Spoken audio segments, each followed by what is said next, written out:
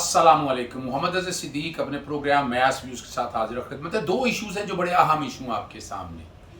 एक तो नवाज शरीफ की अपीलें, यानी एक भगौड़ा एब्सकॉन्डर अपनी मर्जी के, यानी उनका सेनेटर एमाइकस और आज़म नज़ीर तारड़ साहब दलाइल दे रहे हैं और वो ट्रायल इन एब्सेंशिया और अपील में डिस्टिंग्विश नहीं कर पा रहे। देखिए, नैब के कानून में ट्रायल इन एब्सेंशिया तो बार है कि एक बंदा मौजूद नहीं है तो ट्रायल नहीं हो सकता। जब ट्रायल कंक्लूड हो गया है, ट्रायल कंक्लूड होकर अपील के लिए कोई ज़रूरत नहीं है कि बंदा मौजूद हो, यह अदालत की स्वाबदीद है। और इस केस के अंदर अगर आप हकायक और हालात और वाक़या देखें, नवाज शरीफ को पूरा मौका दिया गया कि अदालत में आए।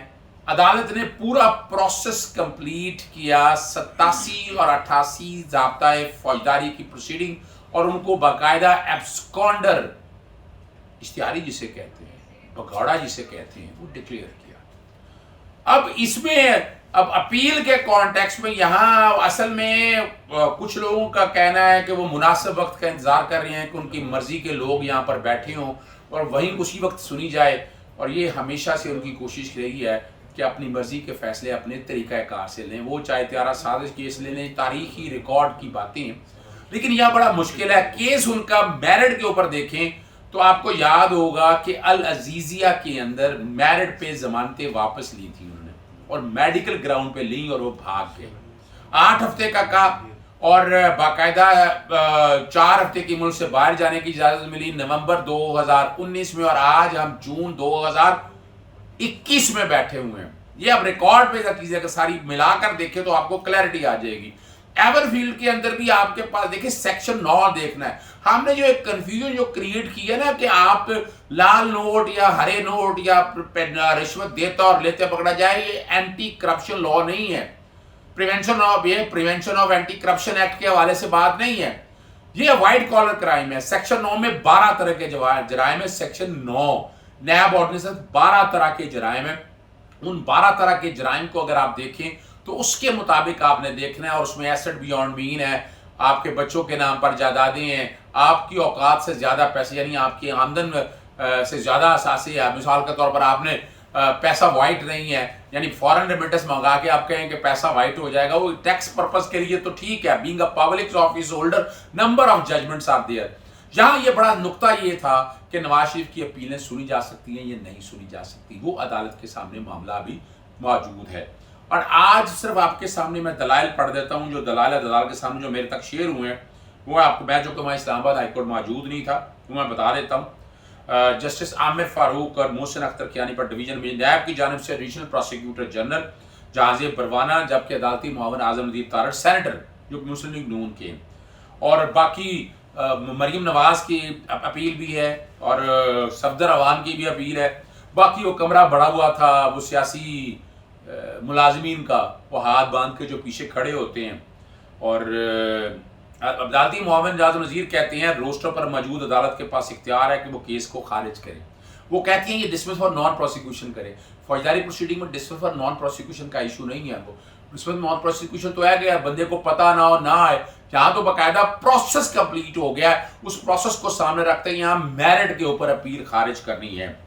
पाकिस्तान के अब जो कहना है जी, पाकिस्तान की बहुत सारी अदालतों के ऐसे फासले मौजूद हैं। इस्लामाबाद हाईकोर्ट पनामा अपीलें अदालती मामून आज़ाद नज़ीर की तरफ से मुख्तलिफ अदालती फैसलों के हवाले दिए जा रहे हैं। ढाका हाईकोर्ट ने भी अदम मौजूद शख्स के केस को बंद करने का फैसला दे दिया। अब ये बड़ा मुख्तलिफ है, बहुत मुख्तलिफ केस है। आज़म नज़ीर तारड़ अपील खारिज होने के बाद क्या दोबारा अपील में जाएगा? जस्टिस मोहसिन अख्तर कियानी का बड़ा ज़बरदस्त इस्तफसार किया।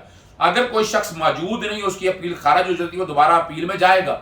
यानी ये बड़ा तरीका है, एक एब्सकॉन्डर, एक अदालती भगौड़ा, वो भाग जाए और अपनी मर्जी से जब मर्जी आए अपनी मर्जी जाकर अपील दोबारा रिस्टोर कर ले। ये नहीं हो सकता है। ये कानूनी तौज़ीह जो पेश की जा रही है ये बिल्कुल आईन और कानून के खिलाफ है। ढाका हाईकोर्ट के फैसले को सुप्रीम कोर्ट और लाहौर हाईकोर्ट ने फाइल किया। जब बंदा सरेंडर नहीं करता उसके केस को नहीं चलाया जा सकती। आज़म नज़ीर तारड़ का कहना है अगर दरखास्त गुजार अदालती इख्तियारी हो तो फिर सरेंडर कैसे करेगा? ये जस्टिस मोहसिन अख्तर कियानी ने कहा हो रहा तो न उनकी अपील भी खारिज हो गया। आजम नजीर तारड़, सुप्रीम कोर्ट ने अदालती इश्तिहारी के सरेंडर ना होने पर अपील खारिज की।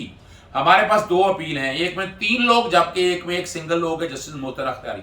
क्या जो लोग अदालत में मौजूद है उसके केस को भी नहीं सुनेंगे? ये बड़ा ऐसे इंपॉर्टेंट सवाल है। जो लोग अदालत के सामने मौजूद के इसके केस को सुन सकते हैं। आप लोग यहाँ पर किसी के वकील नहीं, अदालती मुआवन है। बहुत जबरदस्त बात की है, ये टेंटेड और बाइस नजर आ गया आजम नजीर तारड़ का। जस्टिस आमिर फारूक ने यह कहा इस केस के हवाले से सिर्फ अदालत की मुआवनत करें। जस्टिस आमिर फारूक अदालती मुआवन मखदूम हुसैन को हिदायत। अदालती मुआवन मखदूम हुसैन की जानब से मुख्तलिफ अदालती फैसलों को पढ़ा गया। ज्यादातर केसेस देखें तो फैसले 2010 से पहले के हैं। आजम नजीर तारड़ देखिए अदालती मुआवन का क्या काम है। हयात बख्श केस देखें या दीगर केसेस में देखा गया आजम नजीर तारड़ ने कहा जो लोग कोर्ट के सामने मौजूद हैं उनकी अपीलें खारिज की। आजम नजीर तारड़ का जस्टिस खोसा का 2015 का फैसला और जस्टिस सरदार इकबाल के फैसलों का हवाला दिया गया। सुप्रीम कोर्ट ने खजर हयात केस में बहुत बड़ा और वाज़ेह फैसला दिया। ये अदालतों पर मुनसर है। कुछ केसेस में अपीलें खारिज, जबकि कुछ केसेस में रेस्टोर रूम्स भिजवाए गए। आजम नजीर तारड़ अगर अपीलें खारिज होती है तो फिर से ट्रायल कोर्ट में जाना होगा और फिर हाई कोर्ट आना होगा। जस्टिस मोहसिन अख्तियारी, जस्टिस दरखास्त गुजार के पास दोबारा अपील करने का विंडो खुली रहनी चाहिए। क्यों खुली रहनी चाहिए जी विंडो? एक बंदा जानबूझ कर नहीं आ रहा, भगौड़ा हो गया है, कानून के साथ खेल रहा है, खिलवाड़ कर रहा है। बहरहाल ये टेंटेड दलाइल दे रहे हैं एज अमाइकस क्योर। चारों हाई कोर्ट्स के फैसले मौजूद है। ऐसी सूरत में चारों हाई कोर्ट्स ने अपील खारिज की। आप हमारे सामने सियासी कारकुनी अदालती मुआवन है। जस्टिस आमिर फारूक का फिर आजम नजीर तारड़ से सवाल।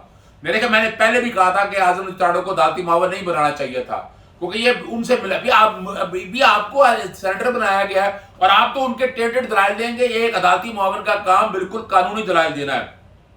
आप हमें इतना बताएं कि इस केस को आगे कैसे लेकर जाएं, आप इसमें कानून की मुआवनत करें।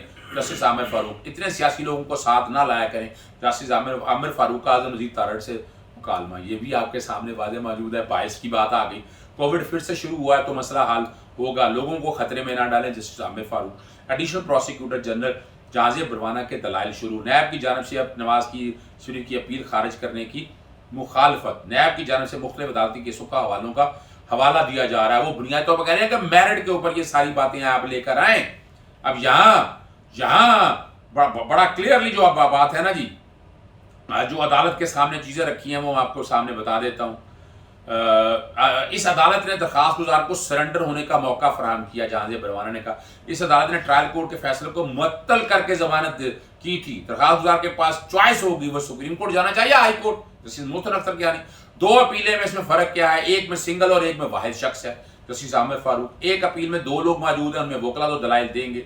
जस्टिस आमिर फारूक, जो अपील वाले मौजूद हैं उनके वकला तो अपने मौकल की हद तक दलाइल दें। जस्टिस आमिर फारूक, क्या आप कहना चाहते हैं दोनों में कोई फर्क नहीं तो दोनों अपीलों को खारिज किया जाए? जस्टिस आमिर फारूक का नैब से इस्तीफा।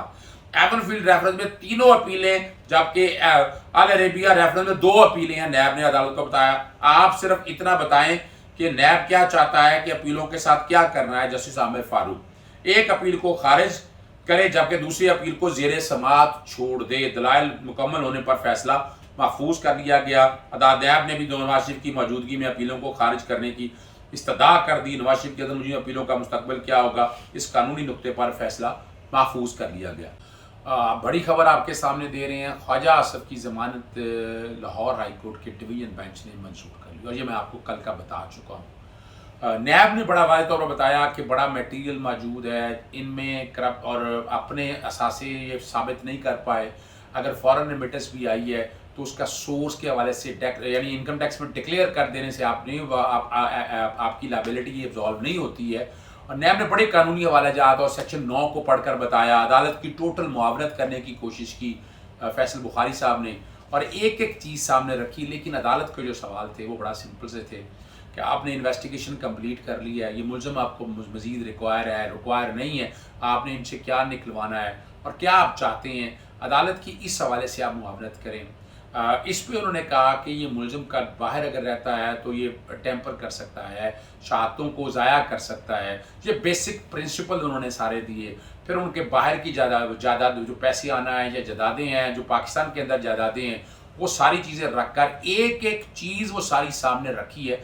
लेकिन चूँकि अब सुप्रीम कोर्ट के अगर फैसले देखें ख़ास तौर पर नवाज शरीफ की जब बेल खारिज की तो उस वक्त प्रिंसिपल सेट कर दिए थे और उसमें कह दिया था कि आपने हार्डशिप की बुनियाद पर देनी है। अब ये मेरिट पर बेल दी है और ये अगर सुप्रीम कोर्ट में ये मेरिट पे ये चैलेंज करती है, उन केसेस को सामने रखते हुए खुर्शीद शाह का केस आपके सामने आ चुका है, फरक शाह उनके बेटे का केस सामने आ चुका है, सुप्रीम कोर्ट बड़ा कंसिस्टेंट इसके ऊपर व्यू है, हार्डशिप या मेडिकल ग्राउंड। तो हार्डशिप इसमें कोई मेजर नजर नहीं आई है, ना मेडिकल ग्राउंड का ये जमानत का केस है, ना हार्डशिप का है। अब मेरिट पे जो केस लाहौर हाई कोर्ट अपने इख्तियार से तजावुज कर रहा है और कई मामलात में, अब यहाँ पर जो प्रिंसिपल है नई जुरिस्प्रूडेंस इवॉल्व कर रहा है और जबकि पूरे पाकिस्तान में ये जुरिस्प्रूडेंस अभी तक नहीं आई है और यहाँ सुप्रीम कोर्ट वैसे भी कह चुका है फैसला आपने मुख्तर देना है, मेरिट को आपने टच नहीं करना है। शहबाज शरीफ के केस में भी और हमजा के केस के अंदर भी ये बातें उसी प्रिंसिपल को साफ। और कमाल की बात आप ये बताएं, यहाँ ख्वाजा आसफ ने भी अपना जस्टिस काजी फायजा के केस को बेस बनाया है।